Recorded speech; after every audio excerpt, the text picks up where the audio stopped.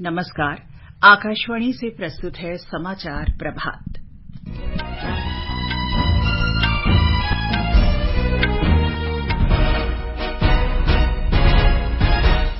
भारत और ऑस्ट्रेलिया के बीच ICC cricket विश्व कप का फाइनल मैच आज अहमदाबाद में प्रधानमंत्री नरेंद्र मोदी और ऑस्ट्रेलिया के उप प्रधानमंत्री रिचर्ड मार्ल्स मैच देखेंगे। राजस्थान विधानसभा चुनाव के लिए भाजपा और कांग्रेस सहित सभी राजनीतिक दलों ने प्रचार अभियान तेज किया। प्रधानमंत्री नरेंद्र मोदी चुरू और झुंझुनू में चुनावी रैलियों को संबोधित करेंगे। राष्ट्रपति द्रौपदी मुर्मू ने पुलिस अधिकारियों से प्रौद्योगिकी के क्षेत्र में अद्यतन रहने ताकि अपराधियों पर नियंत्रण रखा जा सके।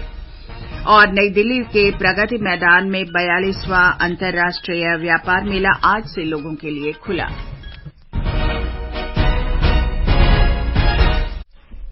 समाचार प्रभात के साथ मैं चंद्रिका जोशी। अहमदाबाद के नरेंद्र मोदी स्टेडियम में आज दोपहर बाद भारत और ऑस्ट्रेलिया के बीच क्रिकेट विश्व कप के फाइनल मैच की तैयारियां पूरी हो गई हैं। प्रधानमंत्री नरेंद्र मोदी और ऑस्ट्रेलिया के उप प्रधानमंत्री रिचर्ड मार्ल्स के भी ये मैच देखने की आशा है। स्टेडियम के आसपास सुरक्षा के कड़े प्रबंध किए गए हैं। मैच शुरू होने से पहले एयर शो का आयोजन होगा। भारतीय वायुसेना के सूर्य किरण विमान स्टेडियम में अपने करतब का प्रदर्शन करेंगे। विदेशों से बड़ी संख्या में भारतीय नागरिक भी मैच देखने अहमदाबाद पहुंच रहे हैं। पश्चिम रेलवे ने क्रिकेट प्रशंसकों की बड़ी संख्या को देखते हुए मुंबई सेंट्रल, बांद्रा टर्मिनस और मुंबई सेंट्रल से अहमदाबाद के लिए 3 विशेष रेलगाड़ियां चलाई हैं।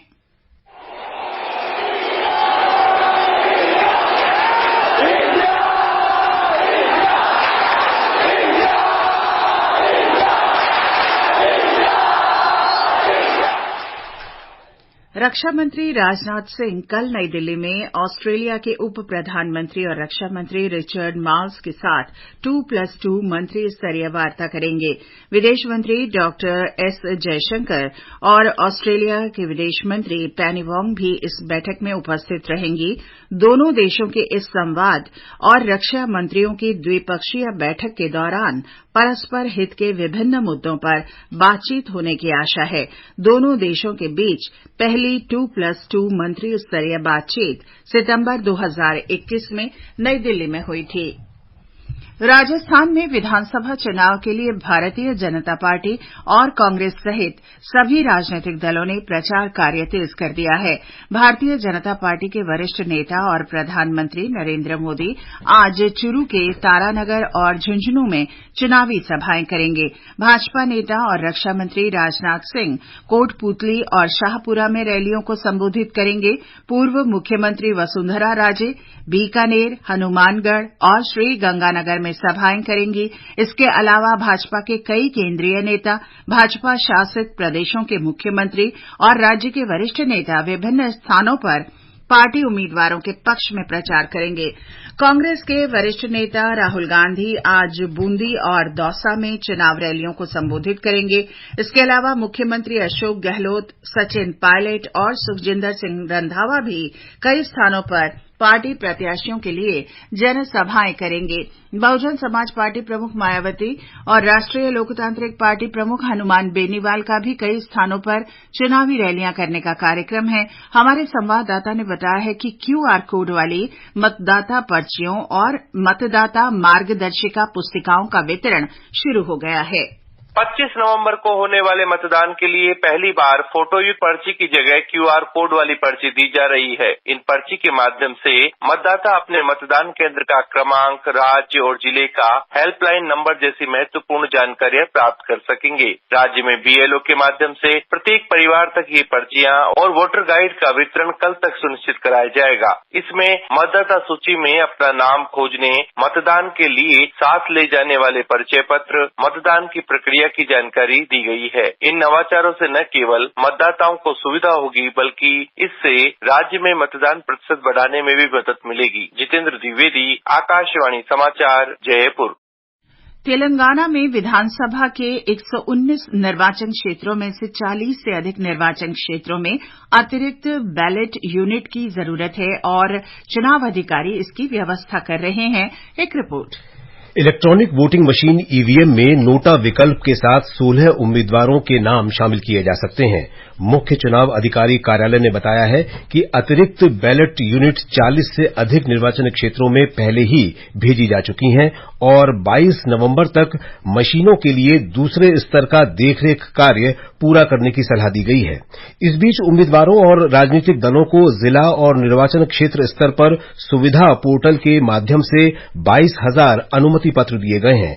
अधिकारियों को सी विजिल के माध्यम से 5,183 शिकायतें मिली हैं और उन पर कार्रवाई की गई है। समाचार कक्ष से विशाल शर्मा।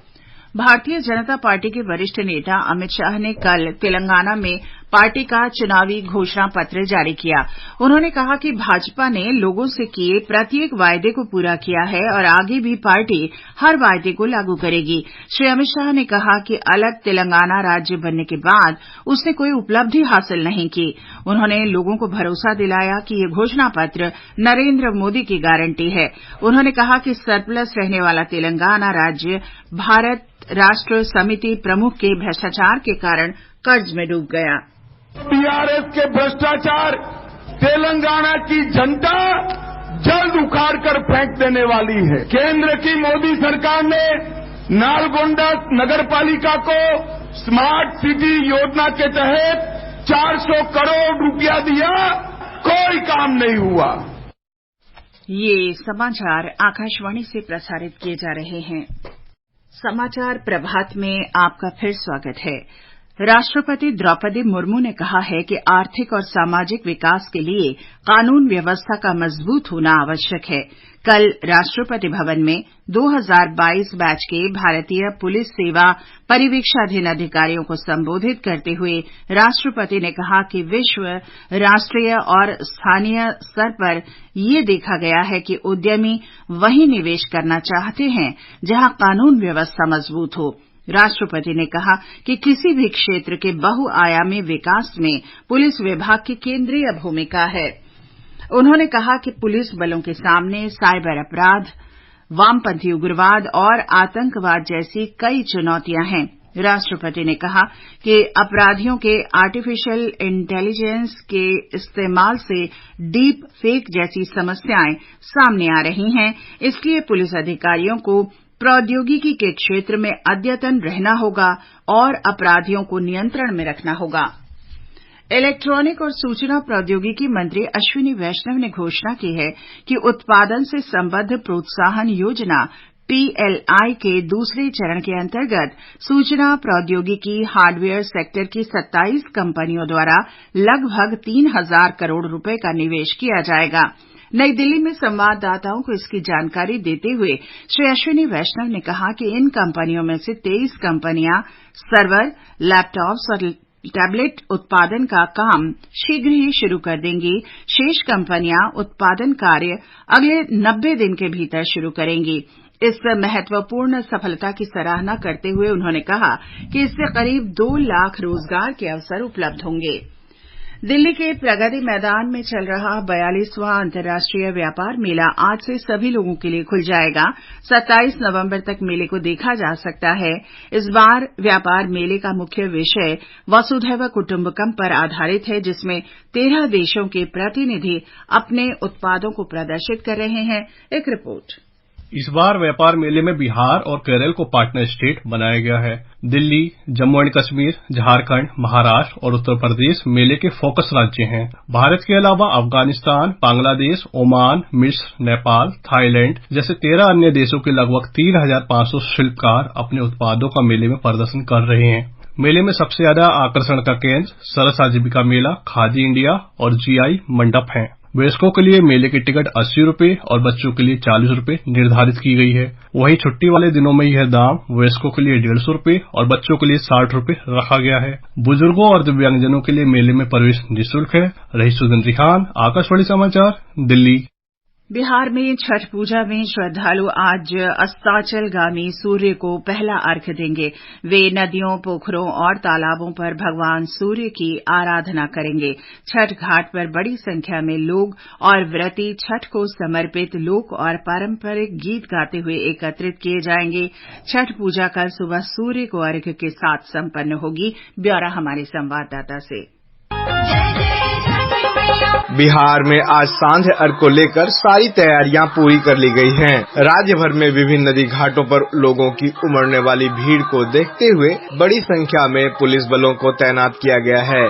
गंगा, गंडक, कोसी, सोन, पुनपुन सहित विभिन्न नदियों के छठ घाटों पर लोगों की भारी भीड़ उमड़ती है। पटना, मुजफ्फरपुर, गया, भागलपुर में छठ घाटों को जोड़ने वाली सड़कों पर विशेष ट्रैफिक व्यवस्था रहेगी। जिला प्रशासन की ओर से किसी भी स्थिति से निपटने के लिए विभिन्न घाटों पर गोताखोरों, एनडीआरएफ और एसडीआरएफ की टीमों को लगाया गया है। धर्मेंद्र कुमार राय, आकाशवाणी समाचार, पटना। इधर दिल्ली यातायात पुलिस ने छठ पूजा के लिए आने वाले श्रद्धालुओं की बड़ी संख्या को देखते हुए यातायात दिशा निर्देश जारी किए हैं। कई जगहों पर यातायात मार्गों में परिवर्तन किया गया है। दिशा निर्देश के अनुसार प्रमुख घाटों से सटी सड़कों पर आज और कल यातायात प्रभावित हो सकता है। दिल्ली पुलिस ने लोगों से अपने गंतव्य तक जाने आने के लिए दिल्ली मेट्रो सहित अन्य सार्वजनिक वाहनों का उपयोग करने को कहा है।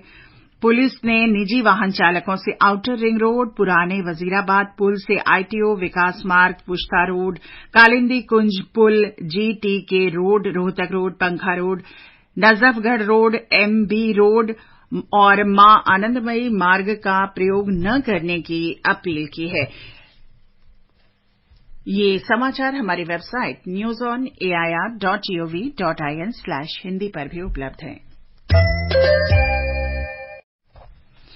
और अब आज के समाचार पत्रों की सुर्खियों के साथ हैं नवीन सक्सेना। धन्यवाद चंद्रिका।